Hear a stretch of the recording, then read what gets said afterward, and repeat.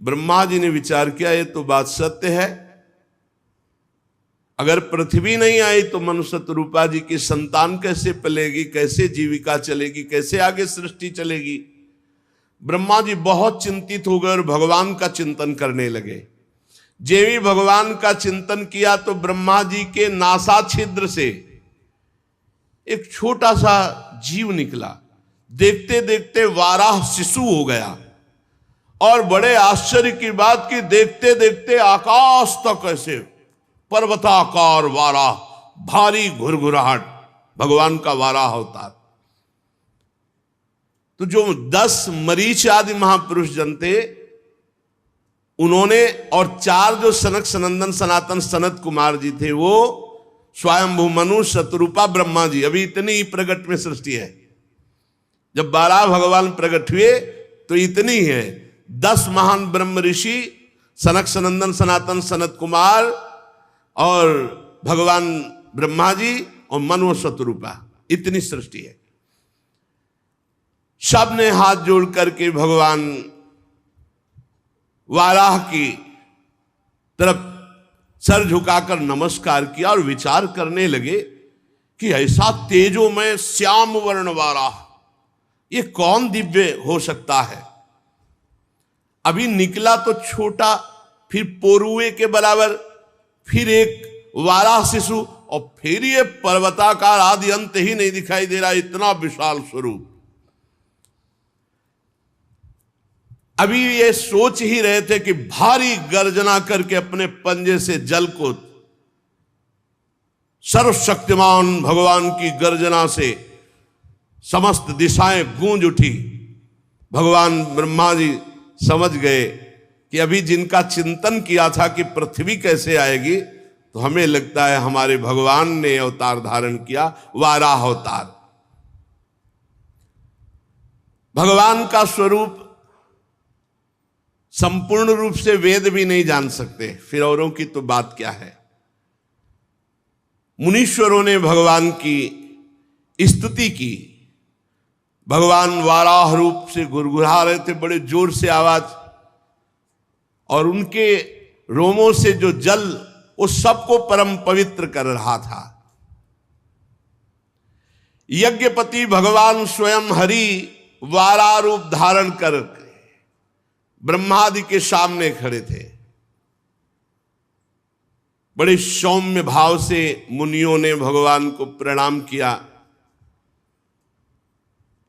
भगवान जब घुरघुराते तो ऐसा लगता था कि वज्रपात हो रहा, इतनी जोर की गड़गड़ाहट भीषण।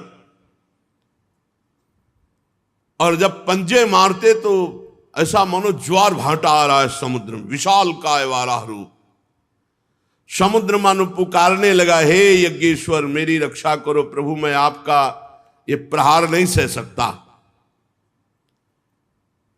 यज्ञ मूर्ति भगवान अपने पैरे खुनों से जल को चीरते हुए जलराश के उस पार पहुंचे, फिर रसातल पहुंचे। वहां देखा पृथ्वी विराजमान है, जल में डूबी हुई प्रलयंकार। जब प्रलय हुआ था उस समय के जल से डूबी हुई पृथ्वी वही थी रसातल में। भगवान ने अपनी दाढ़ों पर संपूर्ण पृथ्वी को उठाया और ऊपर की तरफ जल चीरते हुए आए। बड़ी शोभा हो रही थी, लेकिन बड़ा विघ्न हो गया। जब प्रभु पृथ्वी को लेकर के ऊपर की तरफ आ रहे थे तो महापराक्रमी हिरणाक्ष ये जल के भीतर ही भगवान पर गदा से प्रहार कर दिया। और ये प्रकट होते ही अपने वीर योद्धा को खोज रहे थे, कोई वीर योद्धा मिले जो मेरी भुजाओं की खुजलाहट मिटाए। हिरणाक्ष, आगे प्रसंग आएगा कि बीच में कहां से आ गया हिरणाक्ष। उस समय भगवान ने पृथ्वी को तो दाढ़ पे संभाल के रखा और लीला से ही थोड़ी देर युद्ध की लीला करते हुए, जैसे मतवाला जो सिंह है वो गजराज के बच्चे को मार डाले, उल्टा थप्पड़ मारा था। हिरणाक्ष के उल्टा ऐसे थप्पड़, बस उतने में ही प्राण पखेरु, महाबलशाली। जैसे गजराज अपने दांतों पर कमल पुष्प धारण करे हो, ऐसे ही बहुत पूरी पृथ्वी को, ऐसा कोई भार नहीं लग रहा वारा भगवान को। बाहर जल से निकाल के लाए, तमाल के समान नील वर्ण वाला भगवान को जब देखा पृथ्वी लेकर आते हुए, ब्रह्मा मरीच आदि को निश्चय हो गया कि ये स्वयं भगवान श्री हरि है। तब हाथ जोड़कर भगवान की स्तुति करने लगे। ऋषियों ने कहा, हे भगवान अजित आपकी जय हो, जय हो।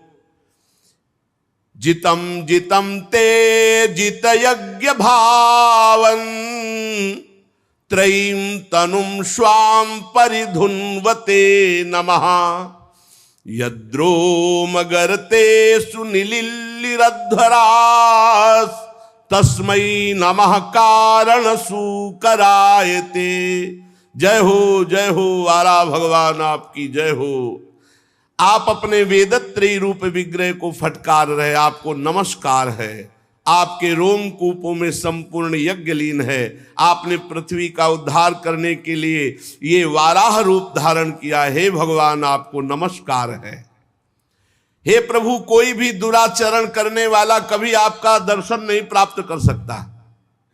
लोग कहते हैं भगवान हमें दर्शन क्यों नहीं देते, जैसी पद्धति है दर्शन की वैसे चलो।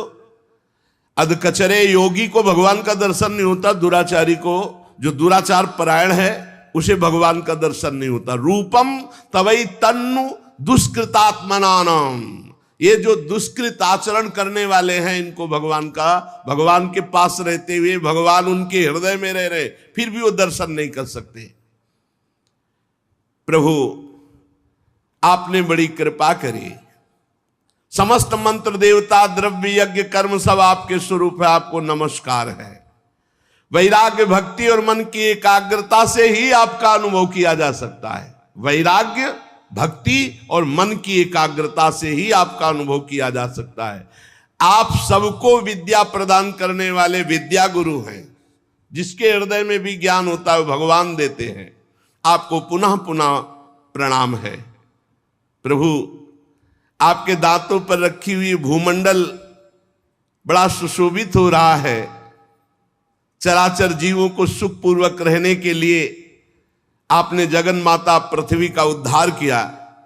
आप हमारे पिता हैं और पृथ्वी हमारी माता है।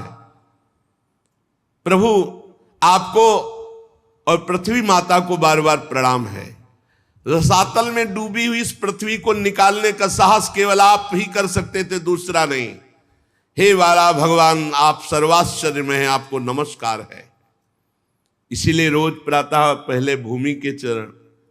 अब तो सब आधुनिकता बढ़ती जा रही है, वैदिक सिद्धांतों को शास्त्रों को मानना या जानना ही नहीं तो माने क्या। सबसे पहले सैया से उठकर भूमि माता को प्रणाम करना चाहिए, फिर सदगुरु का स्मरण, नाम जप मंत्र आदि, फिर अपनी दिनचर्या। श्री मैत्रेय जी कहते हैं ब्रह्मवादी मुनियों ने जब भगवान की स्तुति की तो वाला भगवान ने अपनी शक्ति से पृथ्वी को ऐसे स्तंभित कर दिया कि जल में ना डूबे। रसातल से लीला पूर्वक लाई हुई पृथ्वी को जल पर रखकर भगवान श्री हरि स्थापित कर दिया और अंतर ध्यान हो गए। विदुर जी भगवान की लीला में चरित्र अत्यंत कीर्तनीय है। जो इस प्रसंग को सुनेगा उसके सारे पाप ताप नष्ट हो जाएंगे। जो भगवान की मंगलमयी कथा को सुनाता है या सुनता है, भगवान अंतस हृदय से बहुत जल्दी उसके ऊपर प्रसन्न हो जाते हैं। जब भगवान प्रसन्न हो जाते हैं तो फिर प्राप्त करना क्या बाकी रह जाता है, क्या दुर्लभ होता है। ये पशु स्वभाव वाले मनुष्यों को छोड़कर ऐसा कौन होगा जो आवागमन और दुखों से मुक्त करने वाली भगवान की लीला कथा ना सुने।